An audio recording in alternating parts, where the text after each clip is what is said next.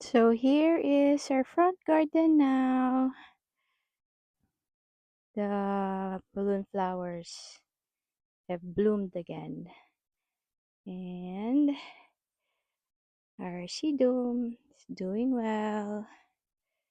And I divided na the cone flowers. So I planted 2 here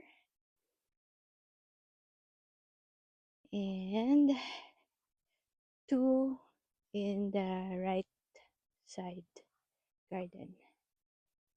And our hollyhocks. Hollyhocks, so many blooms still.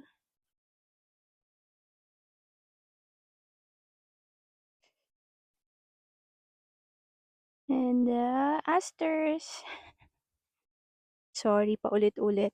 Just so happy to see these flowers. And here's one of the coneflower. Ito yung walang buds and walang flower. So hopefully mag-flower pa siya. And the pink aster again.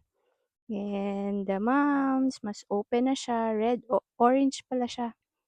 Starting as red, tapos nagiging orange.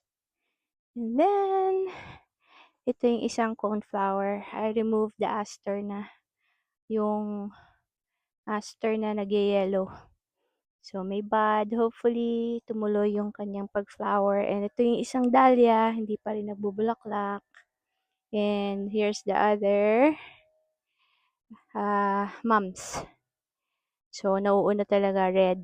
Red-orange siya. Okay. Yan lang. Yan lang ang update.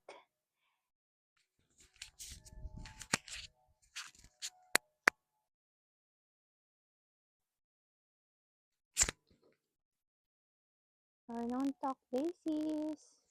Our non-talk daisies. Nakakatuwa. Ang dami niyang buds. Hopefully, walang kakain yan. Oh, ang ganda. Tumpok-tumpok pa sila.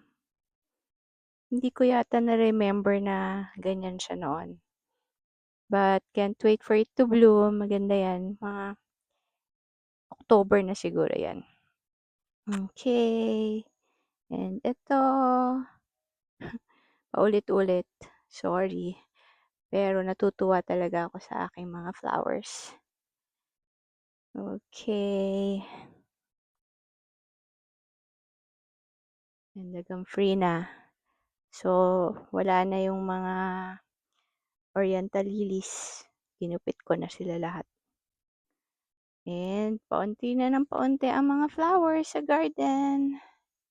But, ganun talaga. And minsan, natatamad na ako mag-garden pag ganyan nakikita ko itsura. And it's so hard to clean up. Anyway, yan ang mga flowers na natitira. So, petunias, wala na. Aalisin ko na lang sila next time. Okay. Ito ang sunflower. Tingnan natin kung aabot pa na mag-flower.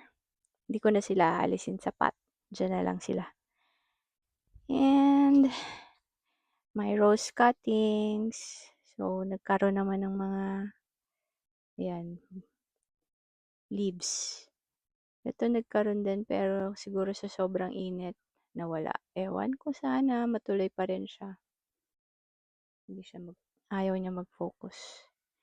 Anyway, yan lang.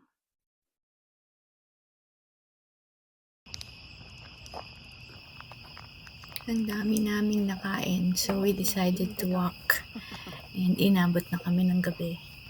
So, we were able to see the early Halloween decorations in the neighborhood. Maganda.